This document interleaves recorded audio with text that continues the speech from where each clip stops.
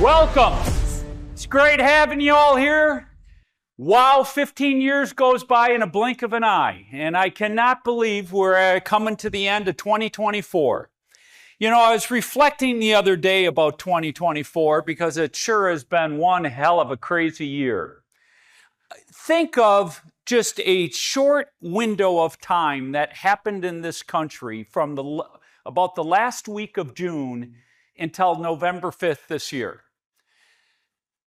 We had a presidential debate where it exposed our current president lacking his full mental faculties. Shortly after that, we had our former president, who's now running for the presidency, who had an assassination attempt and literally by a half an inch could have been killed. Then we had the Democratic Party toss out their president, replace it with the vice president candidate, and doesn't go through any kind of, real vetting or voting process in the primary. And then we have a very contentious presidential campaign, and probably the greatest political comeback in American history. President Trump gets reelected. I mean, you talk about a crazy 24. That's crazy.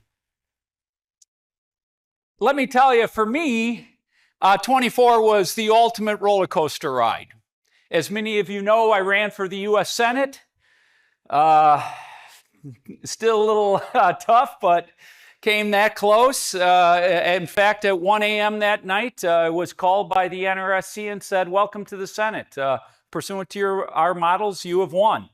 But then at 4:30 in the morning, ballots got dropped, absentee ballots in Milwaukee and Racine, and somehow the things got flipped. But it is what it is.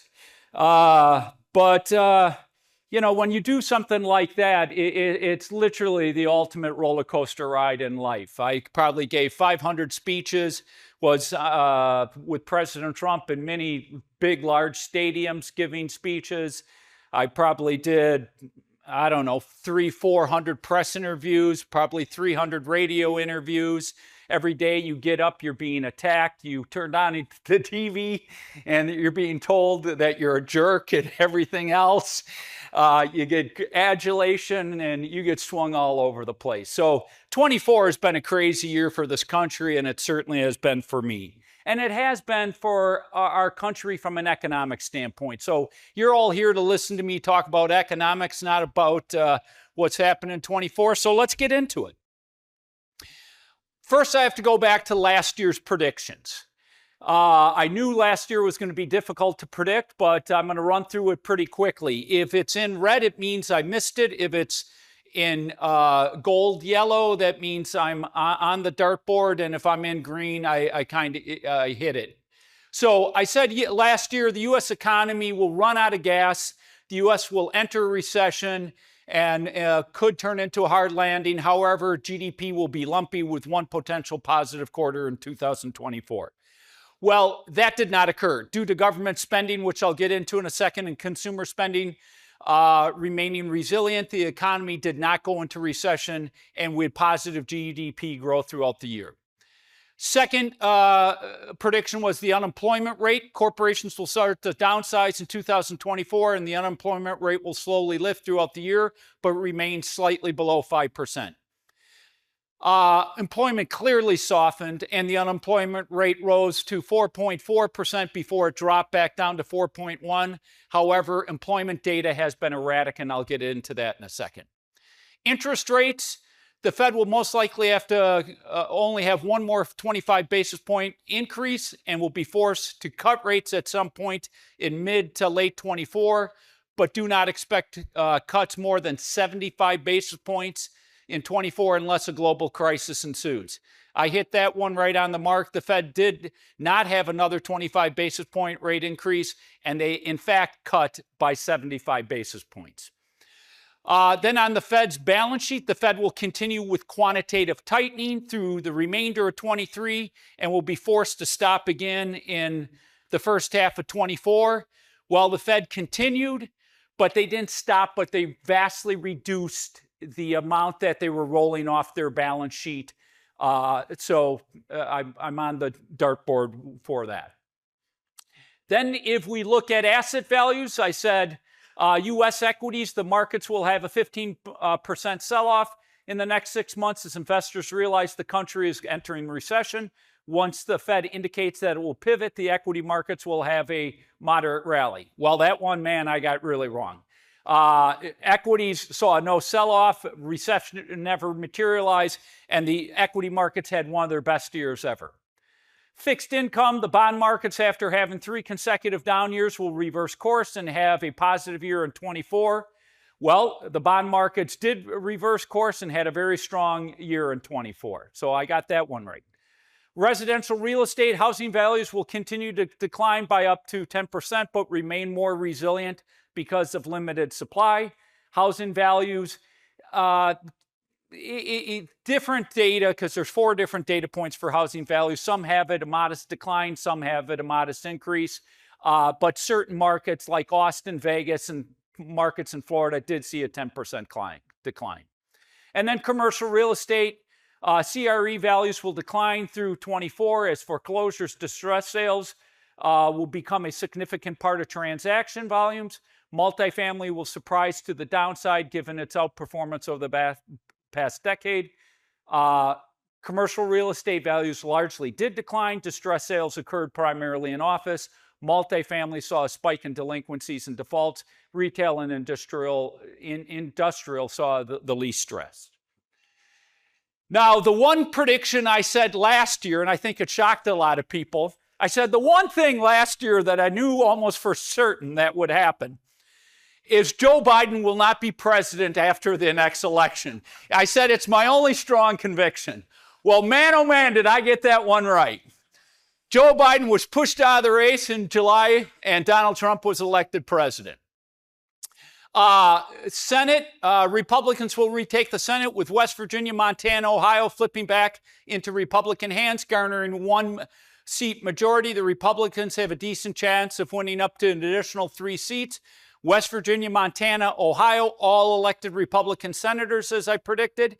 And we did pick up 1 additional seat in Pennsylvania. Unfortunately, not Wisconsin. If you can't laugh at your own failures, then what can you do? House representatives, there will be losses and gains by incumbents of both parties, but Republicans will retain a modest majority. That's exactly what happened. And by the way, we still have 1 seat, I think, here in California where they're still counting the votes. Are you freaking kidding me? You know, American Idol could count, what was it, like 120 million votes and do it in 5 minutes. And the state of California can't even count a congressional district in 2 weeks. And then globally, there's a 50% chance that China blockades Taiwan. China did not blockade Taiwan, but continues to add pressure and engage in military activities around Taiwan. Further, China has become very aggressive in other parts of the South China Sea. So those were my predictions. Some I missed wildly, some I got on the board, and some I nailed. But, you know, you got to review what you had to say. So, all right, let's get into this here. All right, so why did the economy do better? Well, the biggest reason is one reason, and that's the politicians kept the party going. They kept spending money at an absurd pace. So let's look at it. So this is GDP, gross domestic product, how we measure our economy. This past year, the economy grew overall at 2.8% if you blend the 3 first quarters. We don't know what fourth quarter looks like. But largely, government spending has kept the economy afloat, where we had total outlays of $6.7 trillion. That's a 10% increase from 23. Folks, that's absurd. Second, consumer spending has also remained resilient as personal consumption has grown at an average annual rate of 2.5%. Consumer spending, you can see that right here. Consumer spending tempered, came down a little bit, but remained steady. You can see where the greatest spending happened: non-store retailers, food service places, motor vehicles. Now, a big part of that is inflation. That's driving those numbers into a positive territory, but spending remained relatively resilient by consumer. And remember, 70% of our economy is driven by the American consumer. Now, if you look at the servicing or the manufacturing industries, they've become very bifurcated. And this has been going on for almost 2 years now. We track it. The two most important ones are US ISM services, PMI, and US ISM manufacturing. If you look at our manufacturing sector, it has largely been in recession for about the last 22 to 23 months. The line 50, anything over 50 is expansion, anything under 50 is contraction. And throughout the rest of the presentation, when you see a gray bar going vertical, that shows a recessionary time frame. So if you look at 2020, that is obviously during the heart of COVID when the economy was shut down. So what were the main reasons why the economy remained more resilient? Well, I already indicated two of them. One, federal spending. Two, consumer debt binge. Three, illegal immigration. I know that's going to confuse a lot of people. And lastly, the equity market boom. So let's get into each and every one of these. First, federal spending. In 2024, the federal deficit was $1.8 trillion. This accounts for 6.2% of real GDP growth. Now think of it. The economy, I told you, grew at about 2.8%. That means more than 100% of our GDP growth in this economy today is coming from deficit spending. That's not government spending, that's deficit spending. And if you want to talk about scary, that's scary. In 2024, the first month of the fiscal year of 2025, total federal outlays were $584 billion. So if you look at the red graph, that's the trend line, what it should have been on, and the blue graph is what they did spend. Obviously, the big spike up during the COVID lockdowns, but you would have thought that would have come back down to baseline, but Joe Biden and the Democrats spent ungodly amounts of money, which I'll get into in a second. The last 12 months, we've seen federal outlays of $6.9 trillion. And we basically have added $10 trillion of debt in just the last 4 years. I showed this graph last year because I think it gives you a good visual of just what they've done. The blue lines are all the different spending packages: the CARES Act, the Consolidation Appropriate Act, other related spending, American Rescue Plan, infrastructure, the CHIPS Act, the Inflation Reduction Act, totaling $7.3 trillion. Those were on top of just baseline government spending. Discretionary is largely funding that came out of a lot of these programs. Formulaic is just formula spending that the federal government shares with states. And it just shows you what happened. Now, I live in, my home is Madison, Wisconsin. Very liberal city. Wisconsin was a swing state. You could not drive around my city without having roads ripped up literally everywhere in the last 2 years. We're a big university town. The amount of buildings our university took down and rebuilt were ungodly. And what was happening? Joe Biden and the Democrats, what they did is they took a lot of that COVID money that they allocated and appropriated in 21 and 22, but they spent it in 23 and 24. Why? Because they wanted the economy doing well going into his reelection. The problem that they created and they were warned by is that you are going to ignite inflation. Because when we sent all that transfer money to individuals when we were locked down, the rest of the economy was on its knees. We shut down businesses. People were being laid off. But by the end of 2020 and the beginning of 21, when the lockdowns were released and the economy was roaring back, they kept dumping more and more money into the system, and it was just like putting fuel into a fire, and they ignited the worst bout of inflation we've seen in 40 years. And that ultimately, with illegal immigration, are the two issues that cost the Democrats the election.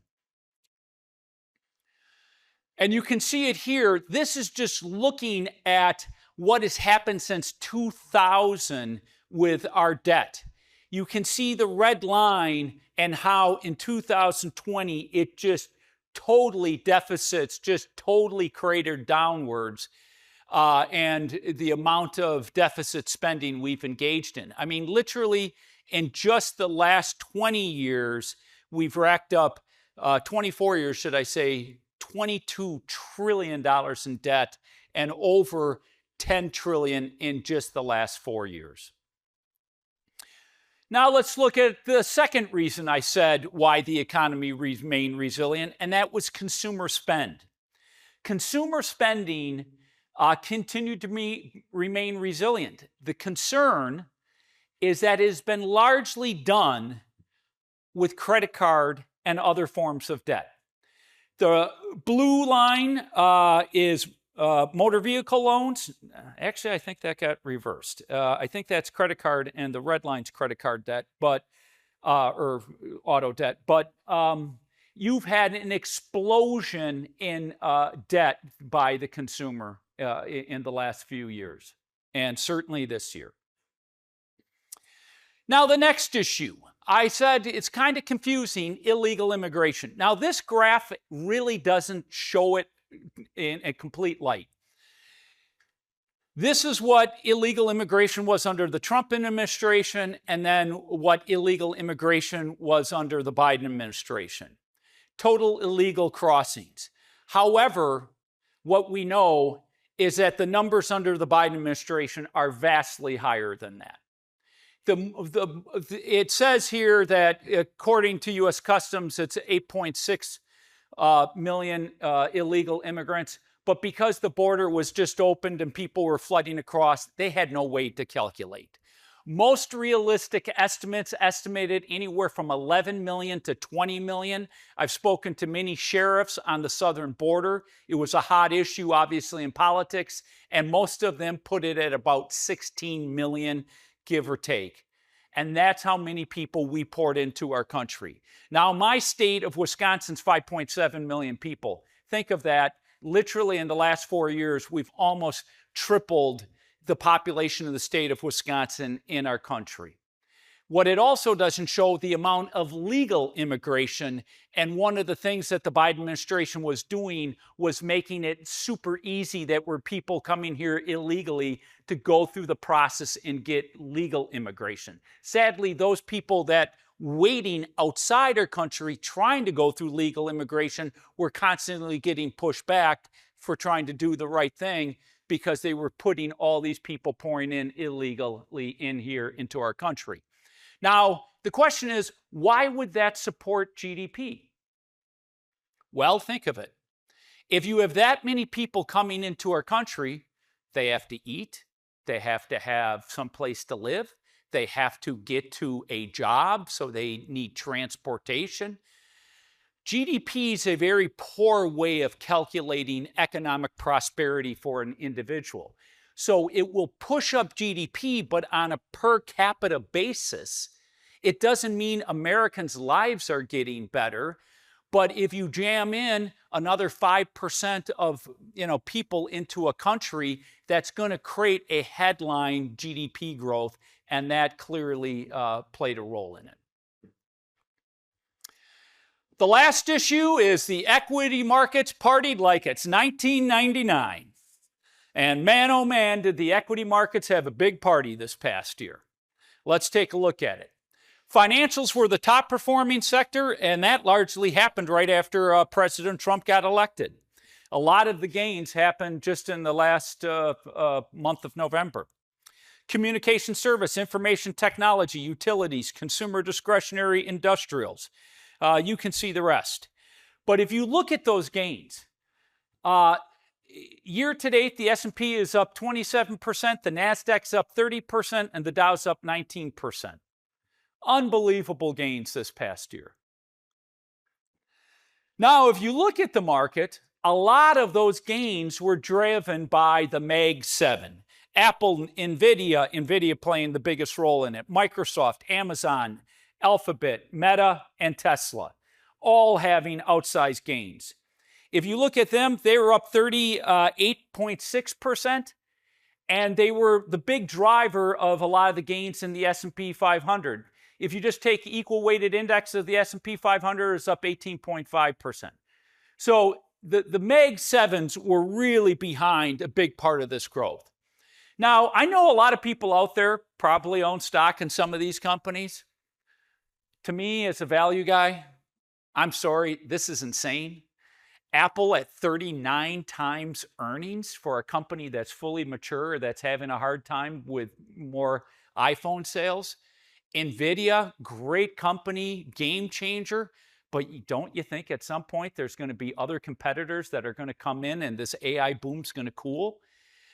Microsoft, again, great company, but trading at such a high historical valuation when it's a fully baked in mature company. Amazon at 46 times earnings. What do you think their earnings are going to do when we go into the next recession?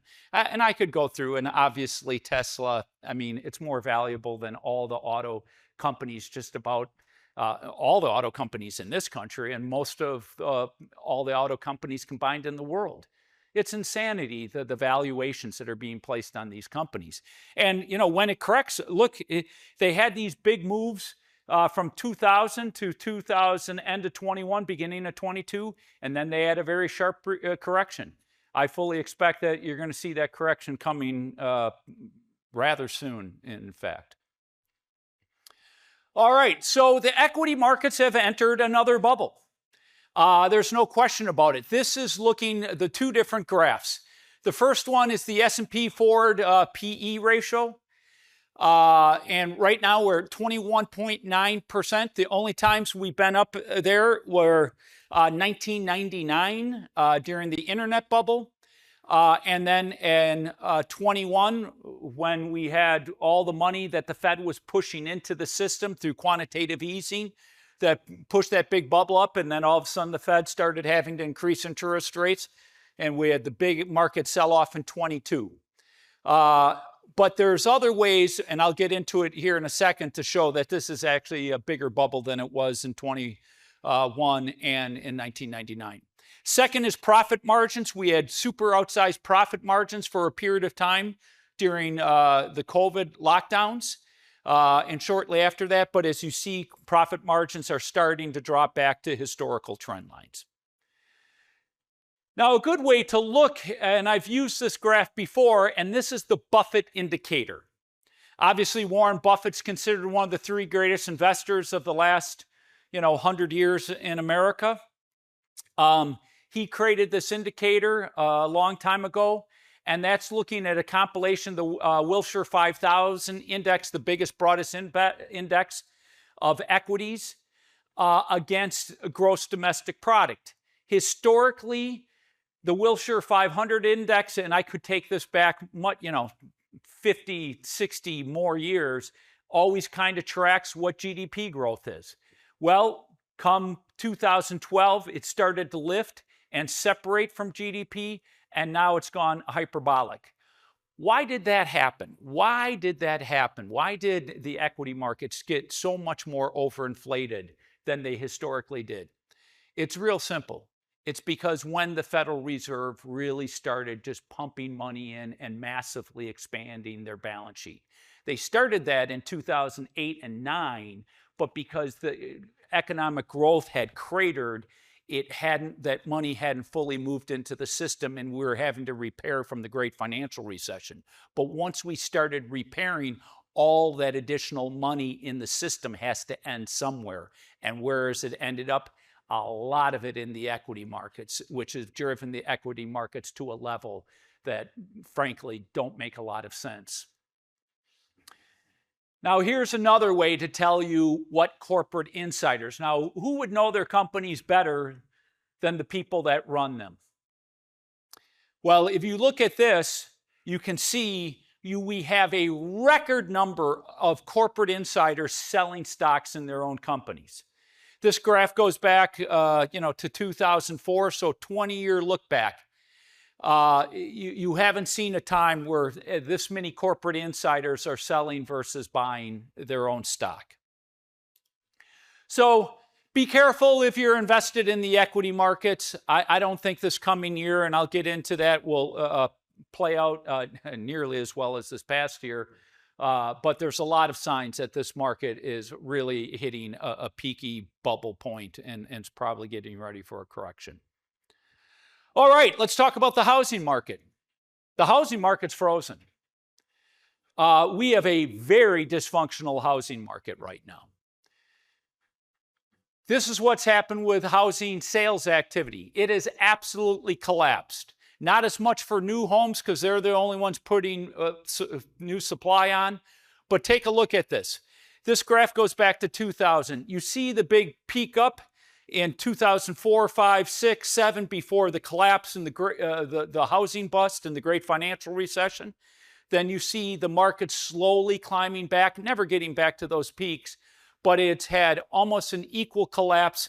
And literally the amount of homes sold today, existing homes sold, are where we were at the bottom of the housing bust during the great financial recession.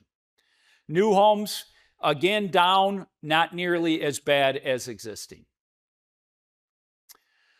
Well, high prices and low inventory cratered sales.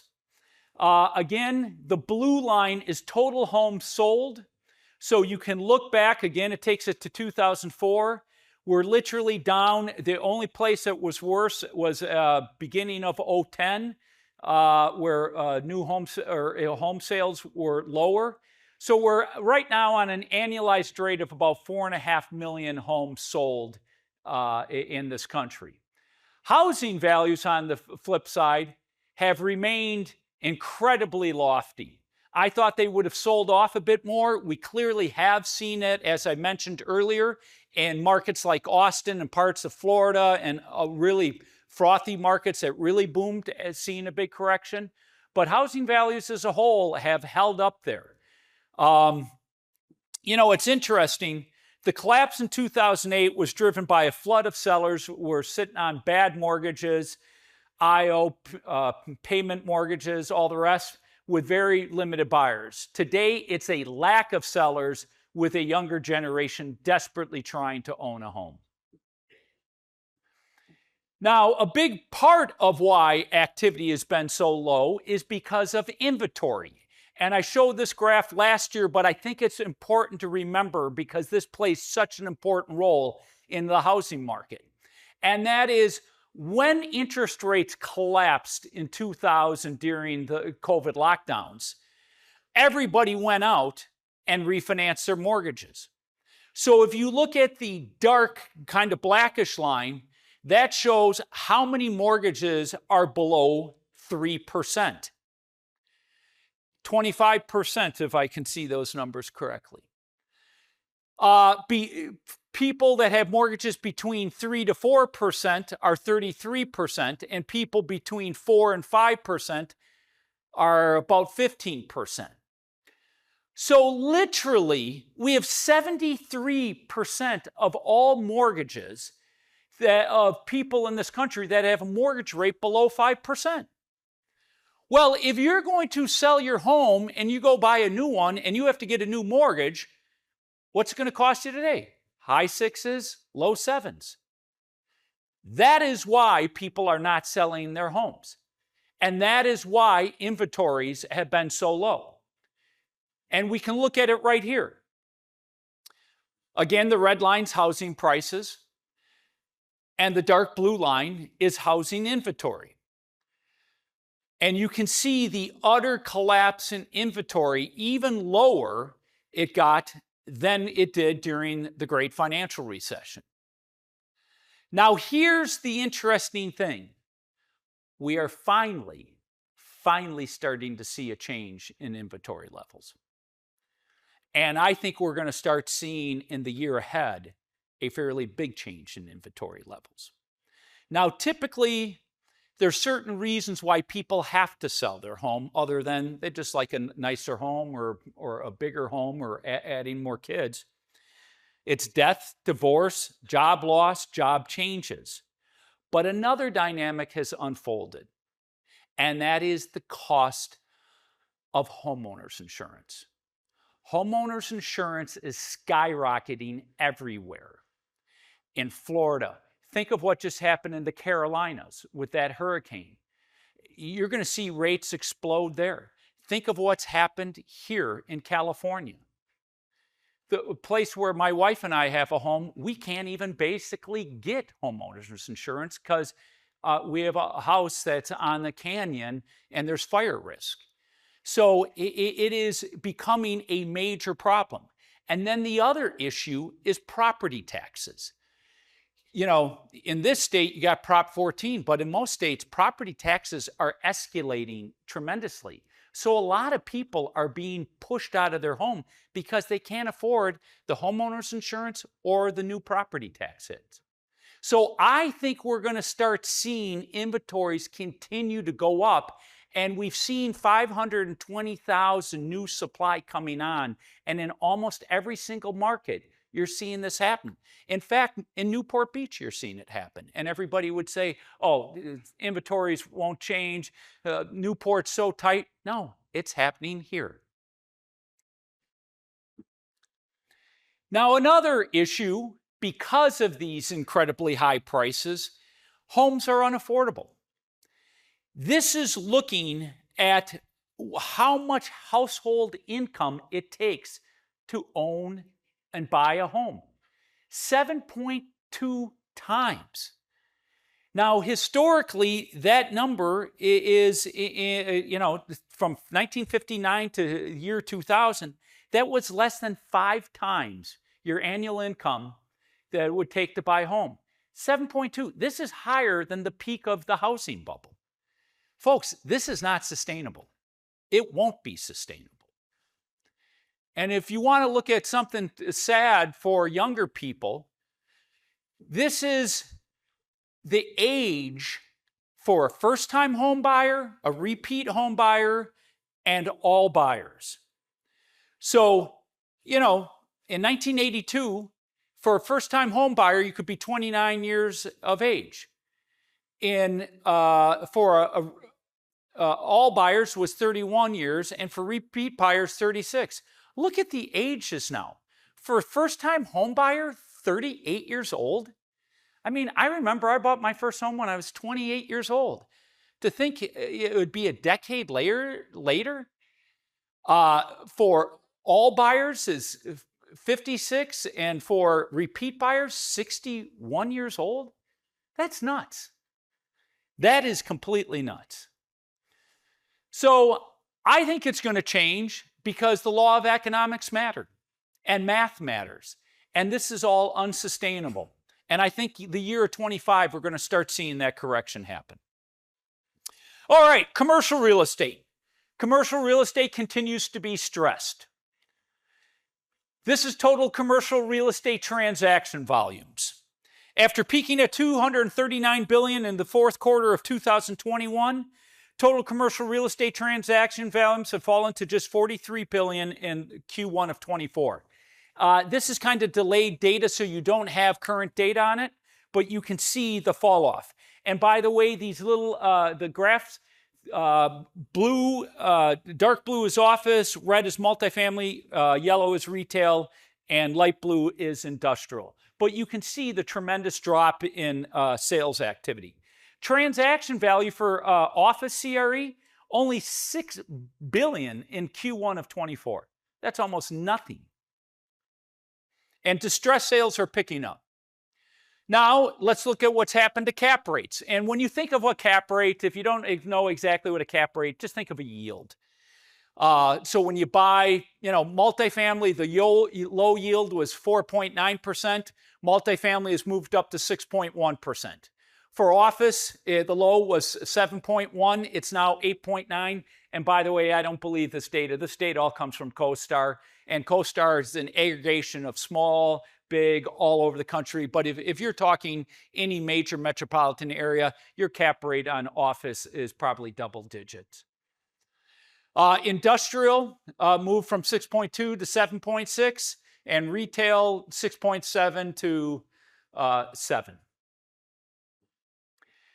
Now, this coming year is going to bring a lot more pain for the CRE market. Why? Because last year we had a big wave of maturities where people that financed their properties 5 or 10 years ago, or whatever the duration, all of a sudden those mortgage rates got repriced at a much higher rate. Well, this coming year, we have another tremendous amount of mortgage refinance. Now, what happened last year, a lot of banks extended and pretended. We'll give you more duration, we'll move up your rate a little bit, we'll work with you.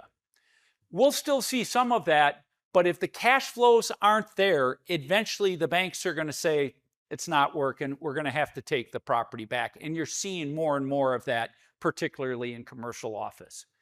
So when you're looking at these graphs, these are just looking where commercial mortgages sit. The dark blue is banks, the red is CMBS, the light blue is life companies, and the green is the GSEs, and the gold line is, private debt funds.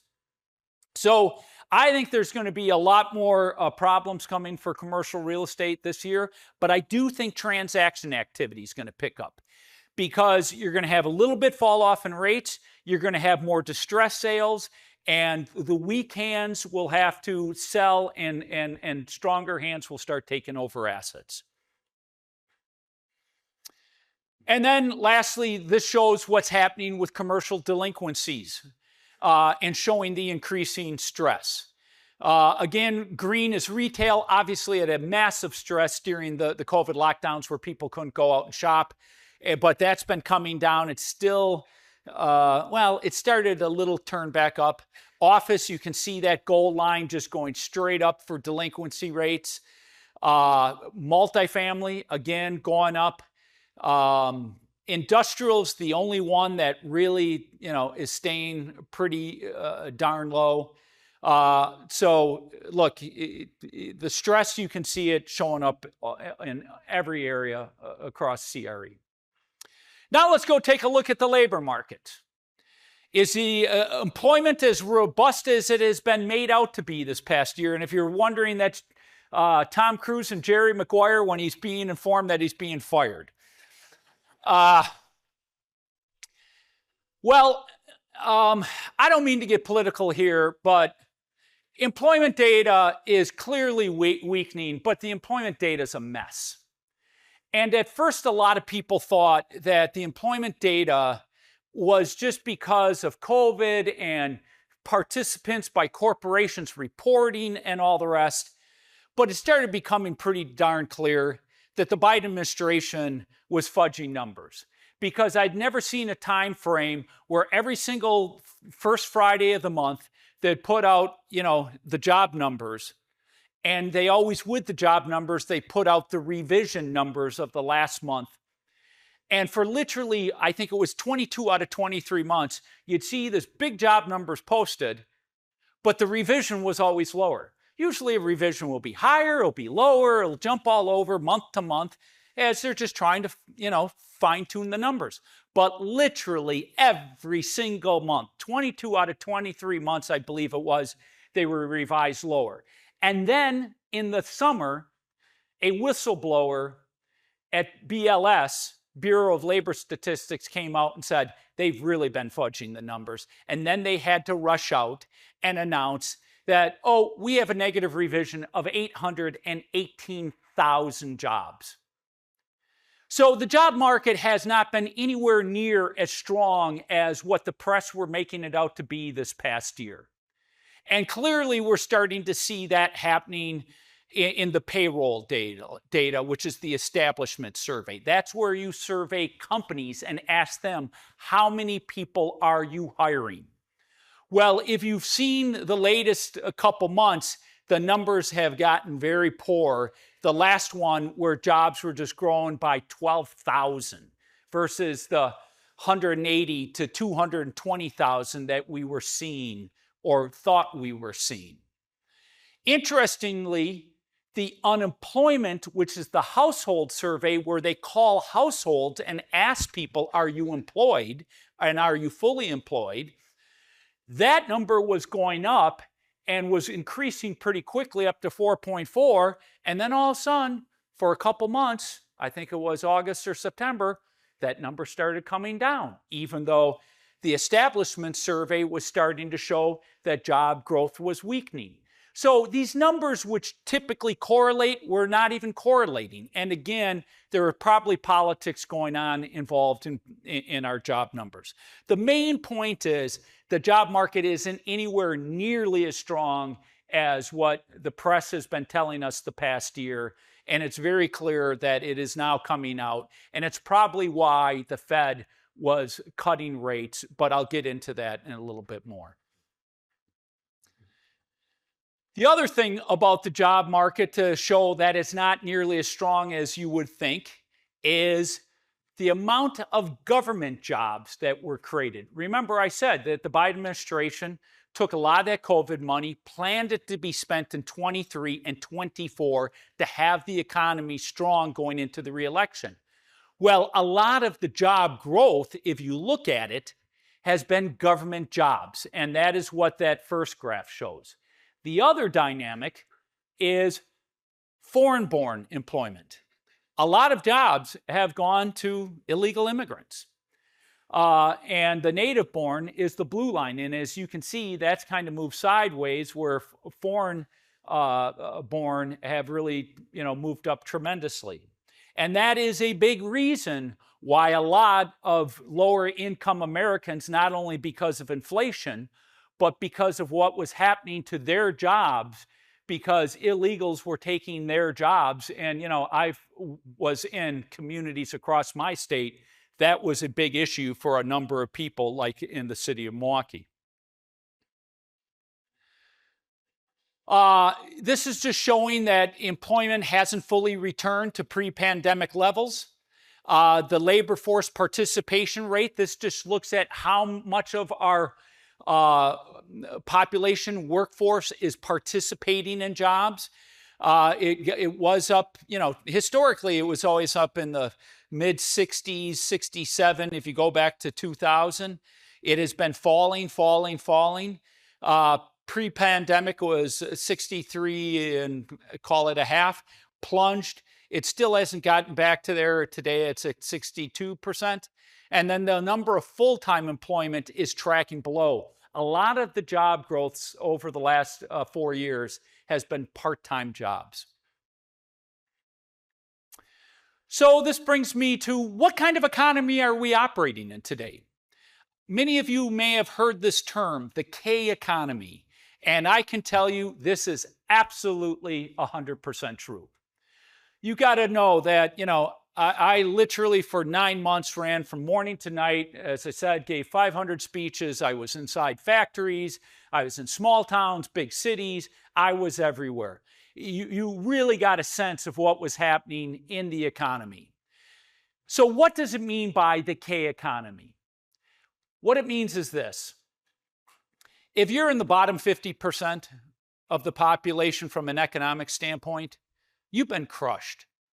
If you don't own a home, every single one of the things you buy has gone straight up, and your incomes have not kept up.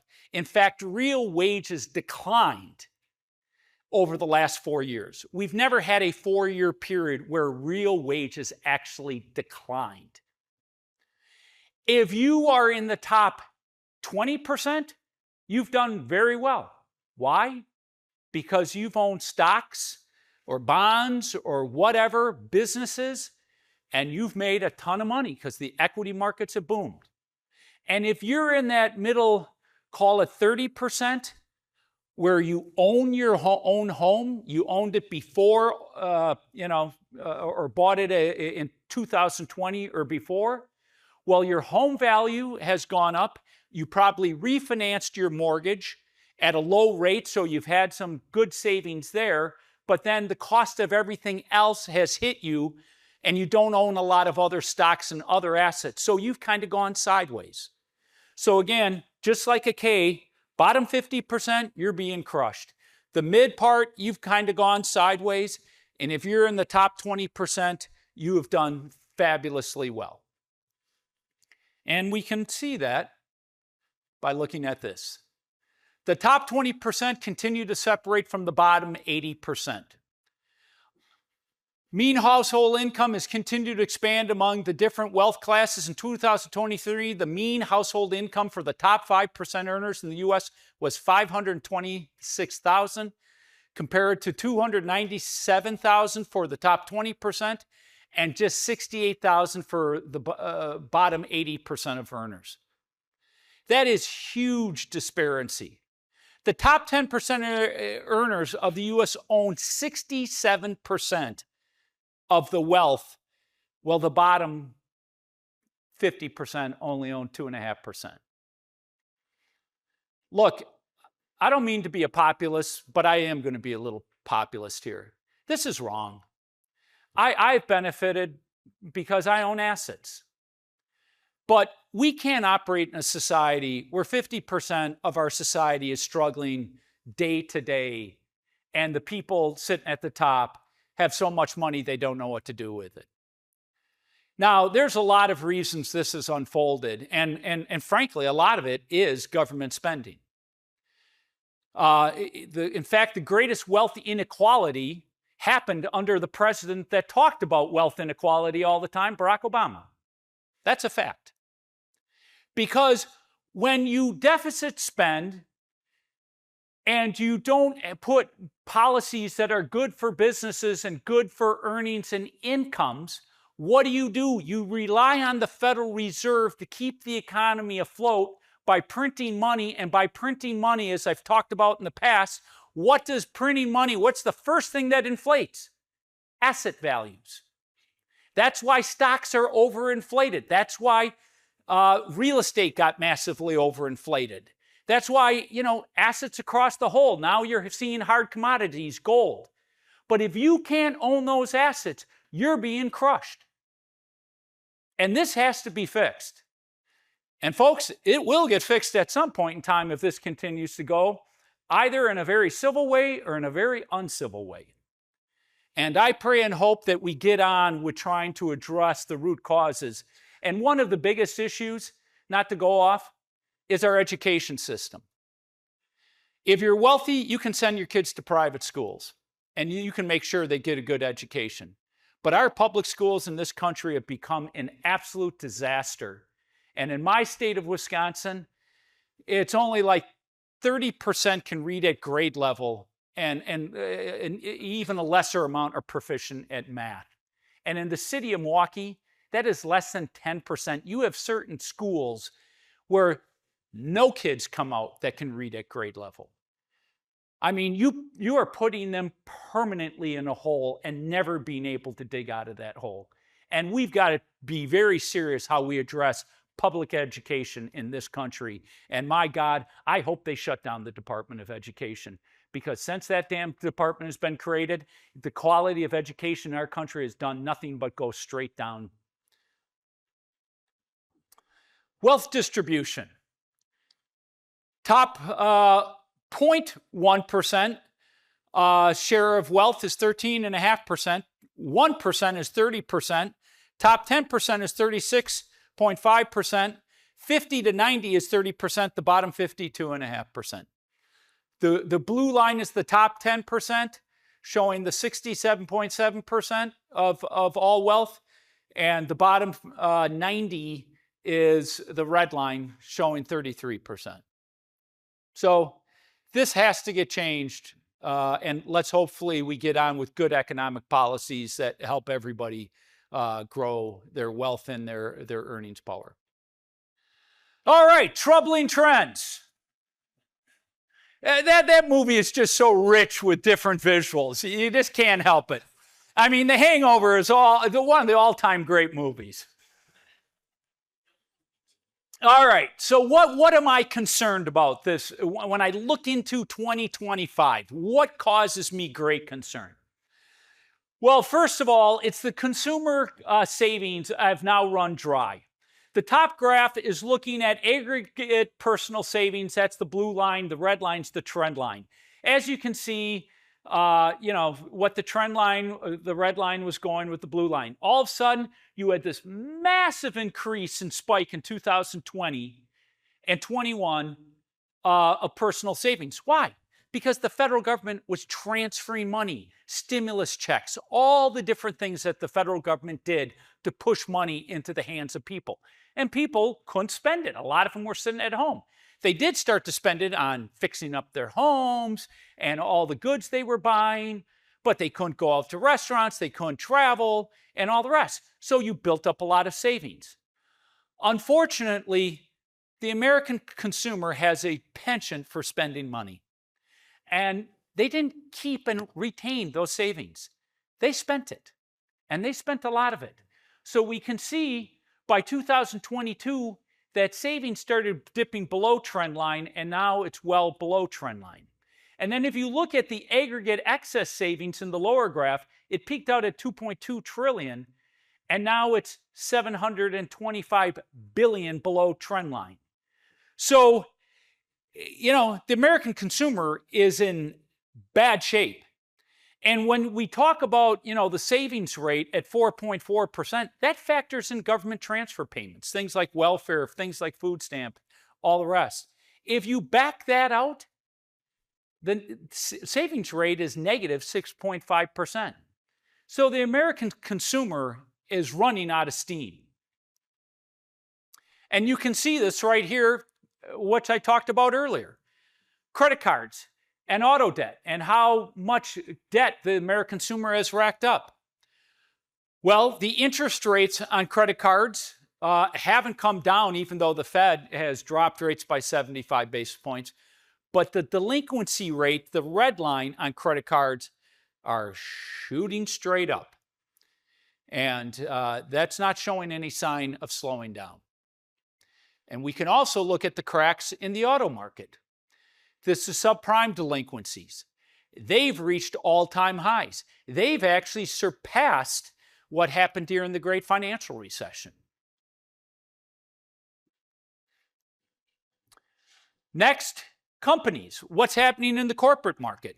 Well, corporations across industries are struggling. This is looking at every single year from 2010 to 2024, corporate bankruptcies. As you can see, the blue is bankruptcies through October. The red is through the balance of the rest of the year because we don't know what the rest of the year is. But if we project, it's going to come in at about 684 bankruptcies, which the only higher year was 2010 during the Great Financial Recession. So corporate bankruptcies are ticking up across the board. Some notable bankruptcies: Spirit, Red Lobster, Big Lots, Wheels. I just saw something, I think it's the Container Store getting ready to file for bankruptcy. So a lot of different companies are starting to file. Now, this is a little technical. I've talked to people about this in the past. This is the yield curve. What is the yield curve? It's looking at the differential between rates, the 2-year versus the 10-year. Typically, in a healthy economy, the 2-year rate is going to be lower than the 10-year because you're going to demand a higher yield to store your money and buy a bond for a 10-year duration. You're taking duration risk. But every time the yield curve inverts, where long rates go below what short rates are, it has always been a predictor of a coming recession. So when you see the zero line going across and you see that blue line going below it, that is when the yield curve inverts. And then if you see when it inverts, you go out typically 18 months, you hit that gray bar, which shows recession.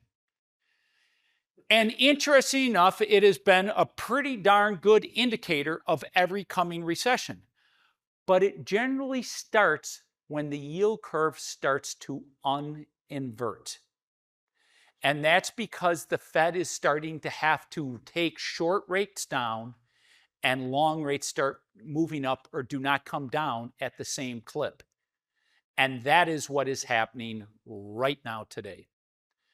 So if you look at it, a lot of people are saying this is a pretty good indicator that we may be heading into recession. But the biggest risk of all, those are all troubling trends. This is the big issue. This is the big kahuna issue that we will be dealing with as a country literally for the next 2 decades. The damage that we've done has been unconscionable to the government's finances. This is government debt. Look at that chart. We have $36 trillion in debt. It previously took us 234 years to rack up the amount of debt that they've racked up in the last 4 years. They basically bankrupted our country. That red bar down there, those are the 10 largest banks, the total balance sheet of the 10 largest banks. You know, some would say we got to tax the rich more. You could tax Bill Gates, Jeff Bezos, Elon Musk. You could just confiscate all their wealth. You're not even going to make a dent in what you're with this debt. This is the crisis of our lifetime now. And in fact, they're racking up another $1 trillion in debt in about every 4.5 months. And you can see the debt to GDP. We peaked out after World War II when we were fighting a war. We had to rack up debt. But the good thing is after World War II, we brought all these people back because the economy, our GDP was all war-based, and all these people came back, and our GDP grew, and particularly with all these soldiers coming back, getting married, and starting businesses and starting families, and the population was booming. So we were able, through financial repression and some really difficult years in the 40s and 50s, because leaders back then were disciplined and would make the hard choices to get our country's finances right, versus today, we cured our debt problem. Today, we're at our all-time high. Well, we peaked out in 2020 because, again, GDP was suppressed.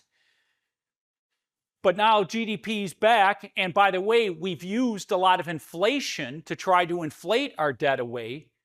But we're at 122%. Typically, it's by most historical studies, anytime a country gets more than 90% debt to GDP, they get into economic trouble. And now we're at 122% and growing. This is going to be a big issue for the next couple years combined with that, and that is the Treasury debt maturities. We've got $7.5 trillion of Treasuries coming due. The average yield on Treasuries due in 25 is 4.35%. One of the greatest financial mistakes of all time was done by Secretary Janet Yellen, our current Treasury Secretary. She had the opportunity when rates were low to extend maturities and push out a lot of the U.S. debt into 5, 10, 15, 20 years. She didn't do it. And because of that, the interest cost on our debt, which I'll get to in a second, is starting to eat up government spending at a quicker and quicker clip. It was gross negligence on her part. Now we got another problem. Foreign investors are still buying our debt, but at a much lesser rate. They have decreased down to about buying 24.3% of all of our debt from a peak in 2014 of 34%. China is the biggest one that has stopped buying our debt. They're shrinking their Treasury holdings. Japan has largely remained steady. They were always the two biggest buyers. So we're going to have to absorb more and more of this debt internally. And that is depriving capital in the private sector. Look, one thing we know in economics is $1 spent by government gives you less than $1 in return. A dollar spent in the private sector will give you more than a dollar in return. So we are continuing to eat this debt burden that the federal government has created is continuing to eat up internal capital and will become a bigger problem. Great quote by President John Adams. There are two ways to conquer and enslave a nation. One is by the sword, the other is by debt. And we've done a good job of that. Well, let's hope these two guys can get something going. You got to say, he's one crazy dude, Elon Musk, but man, oh man, thank God for him in a lot of ways. And Vivek, the Department of Government Efficiency, wow, is that overdue? I mean, you really haven't since probably back in the 50s had anybody look at government and the size of government and rationalizing government. Government is so out of control. I could tell you stories. I went to work when I was in college as an intern at the Department of Agriculture for the Rural Electrification Administration. It was literally created back in the Great Depression to electrify America. Well, by 1962, almost all of America was electrified, but for little parts of Alaska. And yet this department just kept going and going. And I was working there in 1982. Ronald Reagan tried to shut it down. He could never get it shut down. Congress kept appropriating monies. So where was all this money going to? Private private and public smaller utilities co-ops in rural communities. They were making more money than the big public utilities in big cities, and yet they were still getting government handouts. It was insanity. And President Reagan could never shut it down. So hopefully these two guys can shut it down.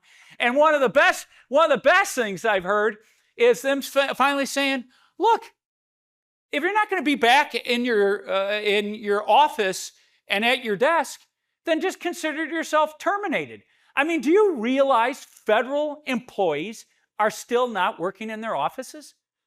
I mean, everybody else in the world is back at working in their offices. Everybody's come back to work. But if you're a federal government employee, you still can be working from home 5 days a week.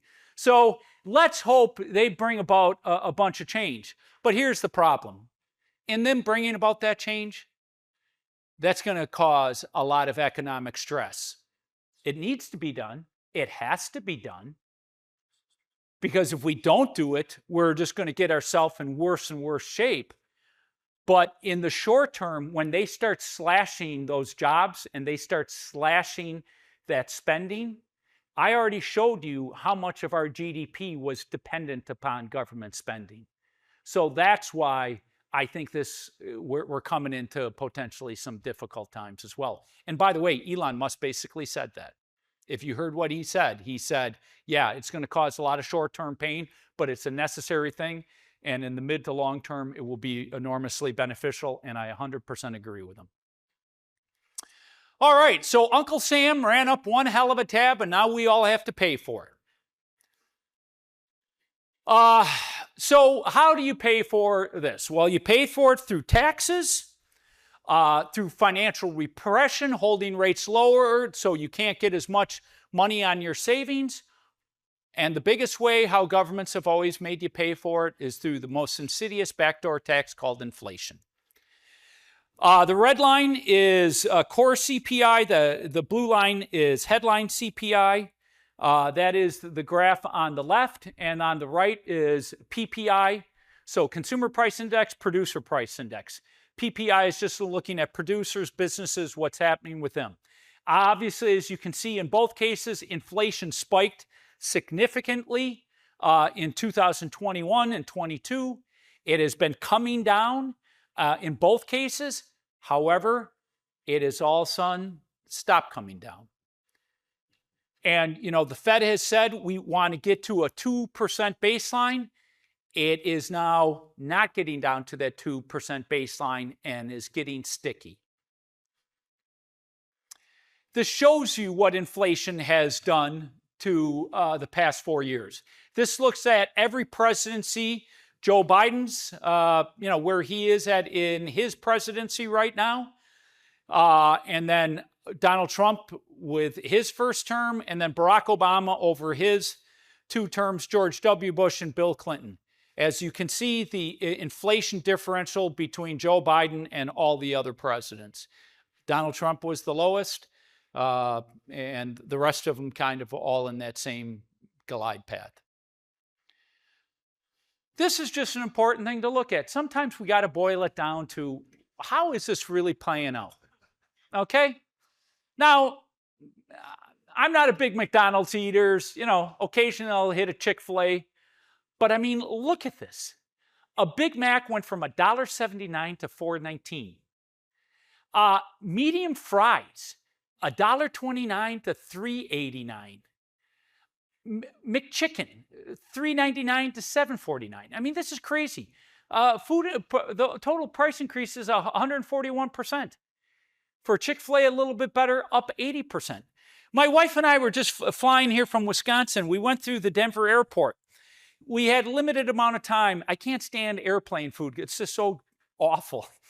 So we swung by one of these places where they have the little wraps, and they had this little, like the littlest thing with a little hummus and like 4 carrot sticks and a celery stick. Seriously, we grabbed 2 wraps. I mean, they were both really small, and this one little, vegetable thing with hummus. It cost $40. I was like, I almost wanted to put it back. Does $40 matter to me? No, but it's like, how can this be $40? And I'm like, and I said to my Joe Biden's inflation, and some woman overheard me, goes, well, he's not there anymore. So yeah, this is why. I mean, when you wonder why President Trump won, I can tell you there's 2 reasons, without question. 2 reasons. Well, there's actually 3. First reason is this: inflation, without question. Number 2, illegal immigration. It was affecting every community, everywhere. I mean, in Wisconsin, even in a small town of 5,000, we had a Venezuelan illegal immigrant brutally rape a mother and her daughter. We've had killings, all the rest, and it just upset people.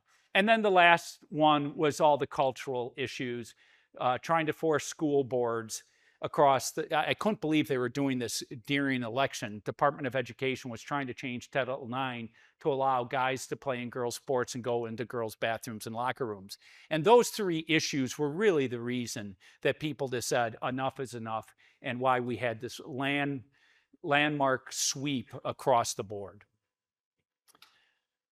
All right, so what does the Fed do? This is probably one of the biggest questions all of you who own assets, particularly real estate. What is the Fed going to do with interest rates? And we have Jerome Powell on a tightrope. Why? Because, man, he is in one difficult position. He is going to have to thread the needle, and I don't even know if it is possible to thread the needle. Let me explain why. Let's first look what has happened with rates. Okay, so we took a look at rates from December 21, when they were rock bottom lows. Fed fund rates was at 8 basis points, 2-year Treasury at 56, 5-year 115, 7-year 135, 10-year 143, and the 30-year mortgage at 310. You can see the rate differential by December 1st of 23, up 525 basis point rate increase, what the Fed brought about. 2-year Treasuries up 400, and you can see the rest. Now, look at what has happened since December of 23 to December 1st of this year. The Fed has reduced interest rates by 75 basis points, but look at what's happened as you get longer duration. The 2 years only come down by 40 basis points. The 5 years only come down by 8 basis points. The 10 years only come down by 4 basis points. The longer duration of the market's worried that inflation's coming back. And if you look at the Fed's preferred way to look at inflation, it's the PCE, the personal consumption expenditures. And that was coming down very nicely. But all of a sudden, it started to go flatline. And now it's starting to tick up. So could we be heading into stagflation? Will inflation be harder to get out? Did they move too quickly by cutting by 50 basis points? Well, they've cut 75, but they did 50, in September, right before an election, which a lot of people thought a little troubling. So what are they going to do? Can they continue to cut if inflation is starting to reaccelerate? But this is their other problem. This is the interest cost on our debt. And you can see how that is absolutely exploded. And why I was saying about Janet Yellen and the failure that she did by not extending our maturities. The interest costs on our debt in this coming year ahead is $1.1 trillion. This is how a debt crisis finally breaks a country, because it's the cost of carrying that debt that starts squeezing out all other expenditures. If you look at 2024, the biggest expenditure, Social Security, $1.46 trillion. Healthcare, $912. Interest costs, $882 billion. Next year, $1.1 trillion. And in a couple of years, it'll be bigger than Social Security. So because of this, I think the Fed is going to start reducing rates more than they should. And they're going to accept higher inflation. Sad for the American public, sad for people at the lower income spectrum, because it's only going to make their life that much harder. And by the way, according to 50% of the American public, they're already living paycheck to paycheck. And we saw the strains that are coming through the system. Now, the other big question is, what is the Fed going to do with their balance sheet? This is the Fed's balance sheet. You can see, prior to the great financial recession, the Fed's balance sheet was always under $1 trillion. It ballooned up. The dark blue is them buying Treasury securities. The yellow is agency paper. Red is MBS mortgage-backed securities. And the blue is other. What is quantitative easing? I've talked about this in past. I'll give you a quick refresher course. It's real simple. The Fed goes out and buys treasuries or buys mortgage-backed securities out of the banks or out of the public markets, puts them on their balance sheet, sends cash back into the system to stimulate the economy, and that increases money supply. Quantitative tightening, what they're doing is the opposite. They're selling their holdings. So we saw that the Fed peaked out in the beginning of 2022 at about $9 trillion on their balance sheet. They've been slowly reducing, and they're slowing more and more because the markets can't take the strain of them continuing to reduce. That's why they started slowing up, because the 10-year Treasury yield was starting to bump up there at 5%, and they couldn't have that strain. And they can't put treasuries out on the curve, out with longer duration. A lot of people believe that the Fed will eventually have to massively start increasing their balance sheet again, because they may be one of the only buyers for all this government debt. That means we start monetizing our debt, and that means inflation's coming again. So the point is, the Fed's in a really hard spot. If they ease more, they may ignite more inflation. If they don't, the balance sheet of the federal government just continues to worsen and worsen, and they're having to, make a very hard choice. Ultimately, what is the Fed? It's the bank for the federal government. Who will they prioritize? The federal government.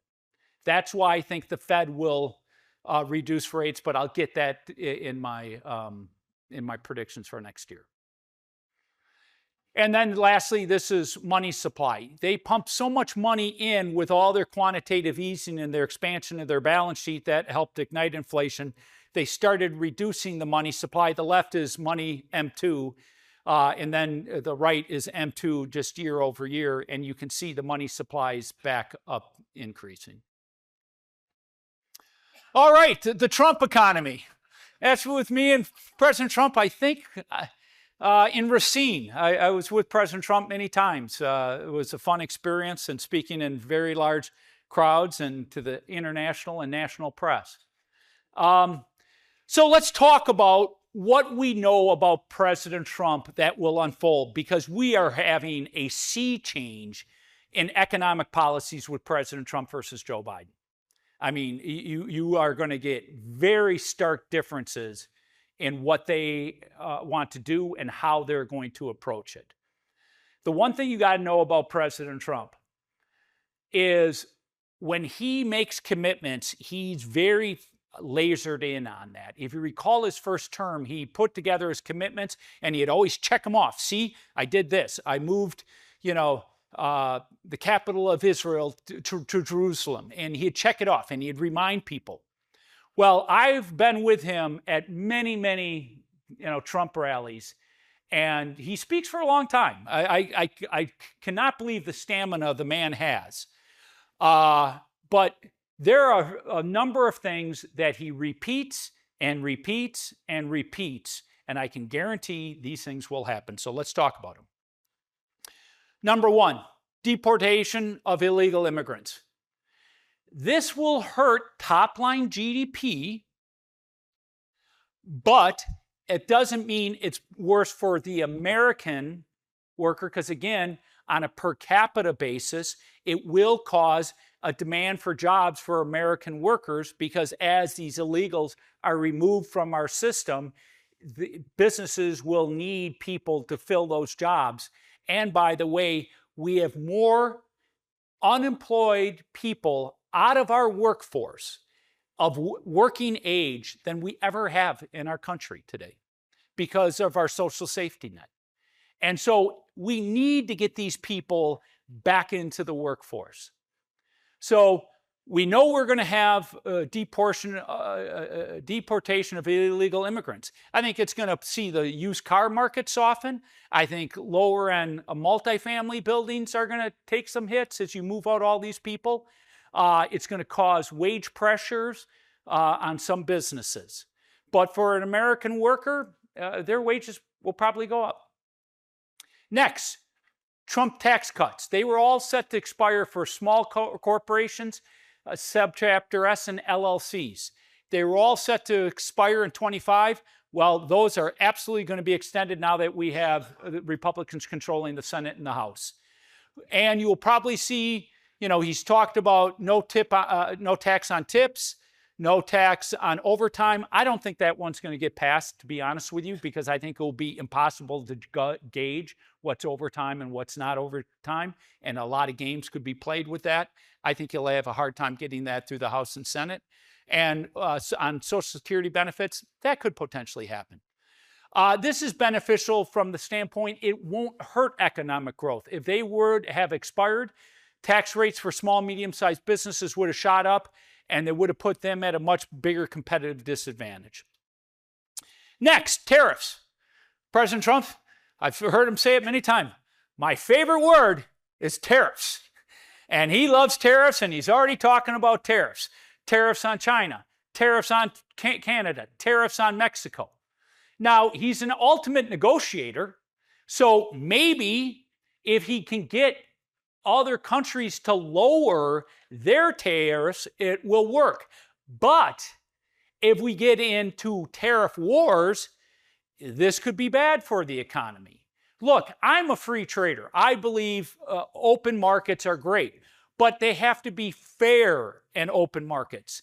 And you got to understand why we got into the position we are, where we have these massive trade imbalances with the rest of the world. Post-World War II, we were the only functioning economy. So we purposely created trade relationships with Japan and Europe that favored them because our factories weren't bombed out. We were helping them rebuild their economies. The problem is, once their economies got all rebuilt, well, they were in a more favorable position than us. And so we started having these consistent trade deficits through the rest of the world. So he has a big club to wield, because if we get in a trade war or a tariff war, with other countries, they're going to be far more hurt than we are because we're the one running trade deficits. In fact, that's why America went through a Great Recession in the 1930s, because we were constantly running trade surpluses. And when Europe and America and all the rest of the world got into these tariff wars, it hurt us more than other parties.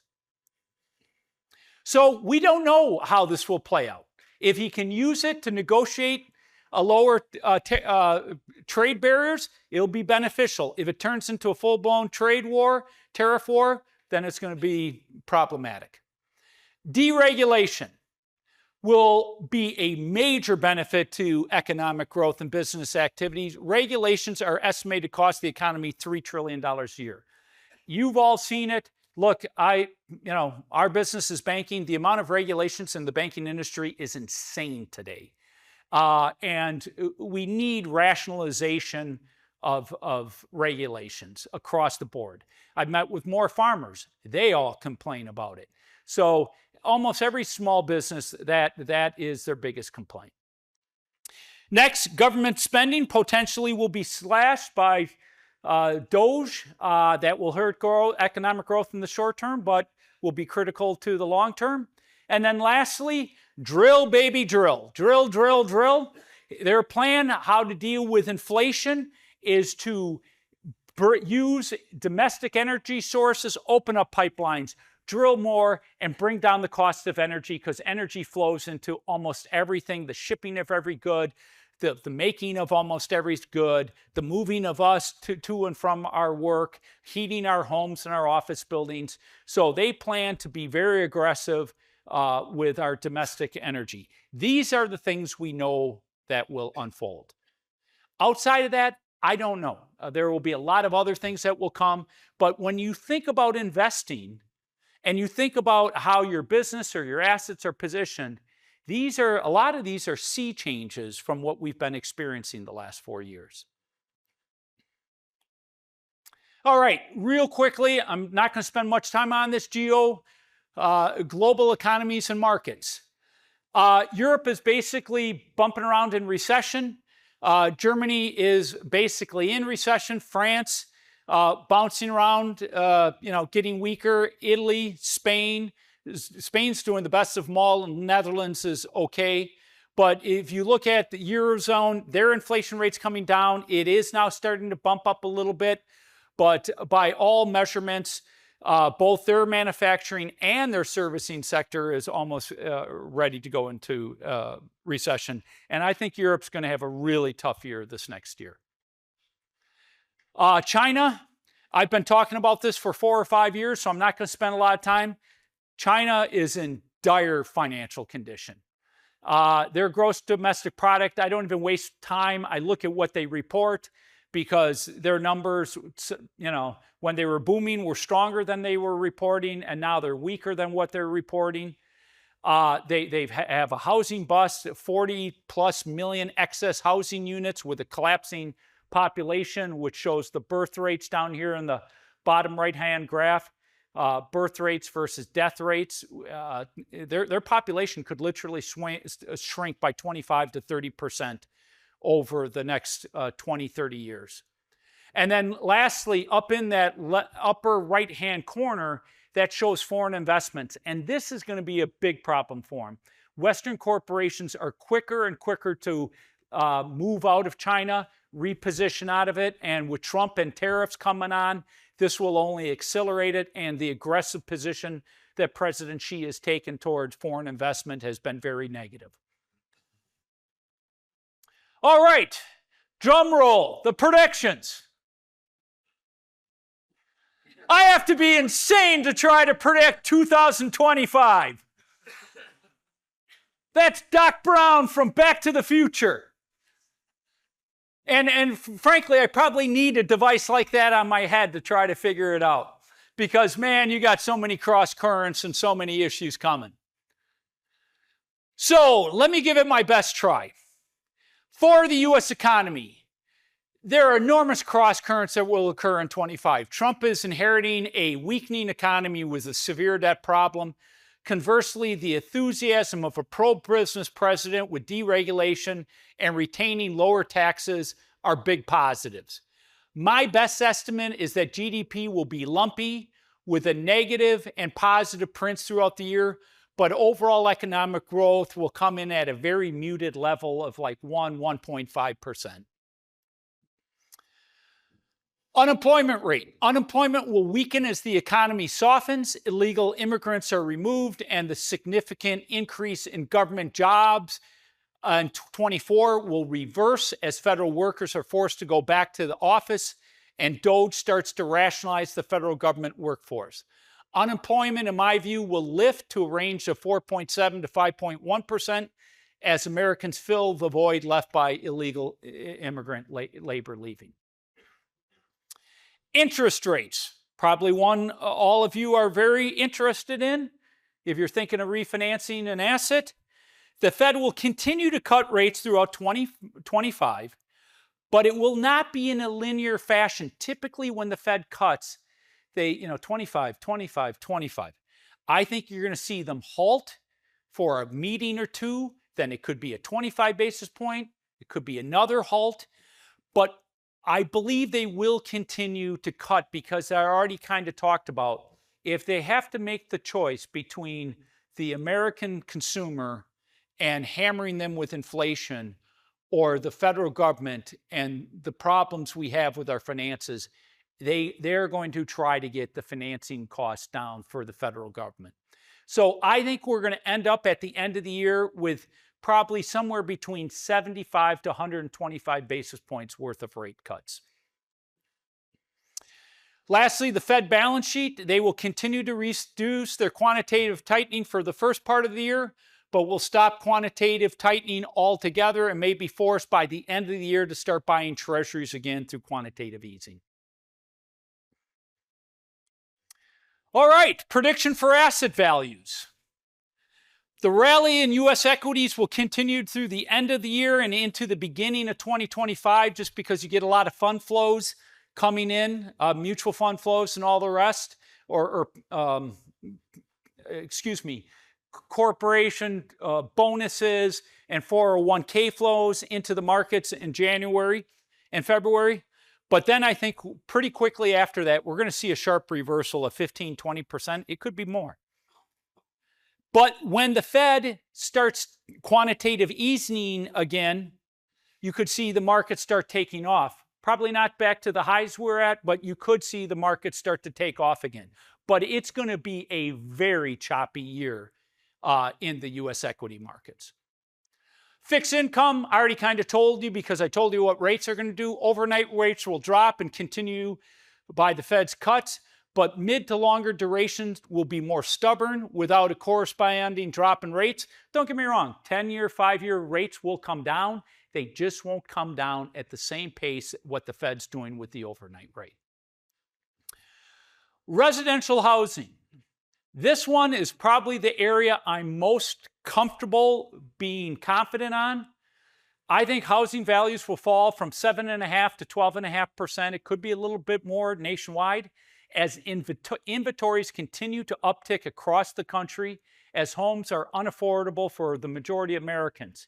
The driving factor for increased inventories will be investors. Remember, the investor bid into the housing market was enormous.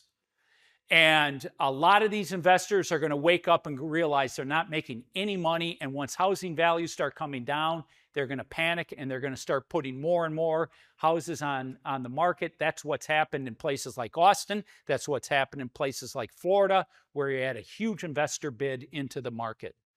And then, as I talked about earlier, the impact of rising homeowner insurance costs, property taxes, and employment issues will continue to drive people to put their homes on the market. Commercial real estate. Performance will vary significantly due to asset class and location. Office properties will struggle due to the lack of financing availability. Folks, there's almost no financing availability for commercial office out there. And if you get it, it's very expensive. We're one of the few banks that will do it. But it is tough out there for a lot of people to get financing. Multifamily will see a modest uptick in vacancy rates and delinquency rates as loans reprice due to maturities. Retail will find more difficulty as more retail bankruptcies occur. The big benefit for commercial real estate will be a drop in rates, and transaction volumes will pick up.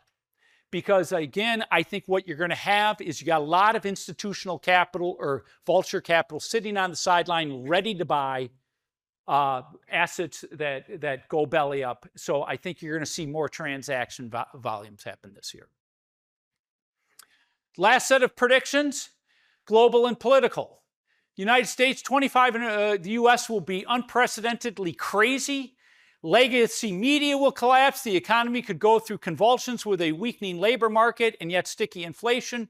Trade wars or real wars could expand. We're living in a very dangerous world today.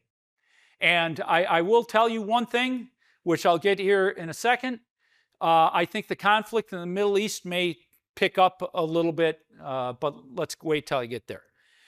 China. The Chinese economy will continue to worsen as Western companies further their disinvestment from China, and the property markets continue to fall. Geopolitical tensions with America will increase significantly. Middle East. President Trump and Israel will go aggressively after Iran. Iran tried to assassinate President Trump. I can assure you there's going to be payback. And Iran has been a cancer in the Middle East.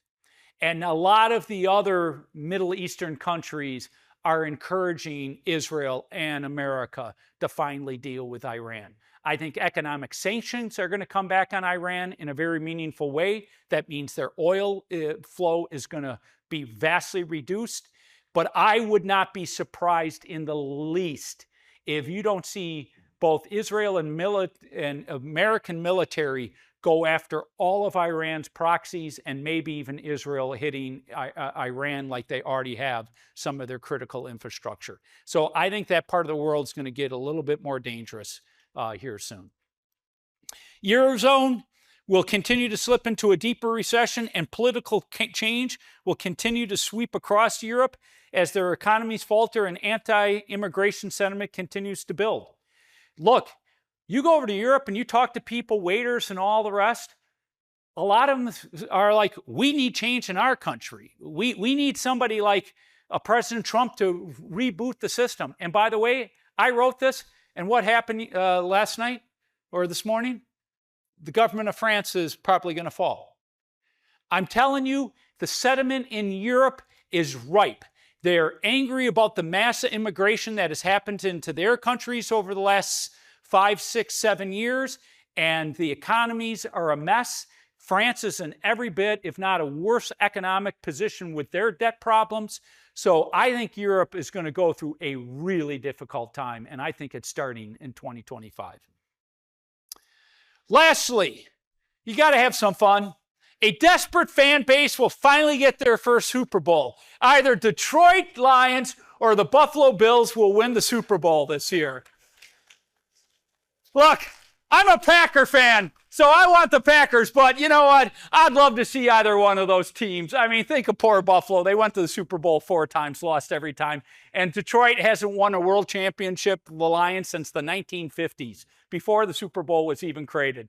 So those are my predictions for 25. I'm crazy for even trying to make them. Look, folks, it was wonderful all having you here. I hope you learned something.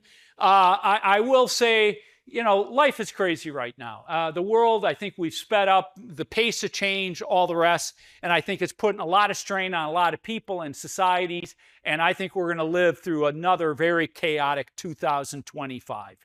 So I had a big birthday this year. I'll leave you with this. Live boldly because life is short, man.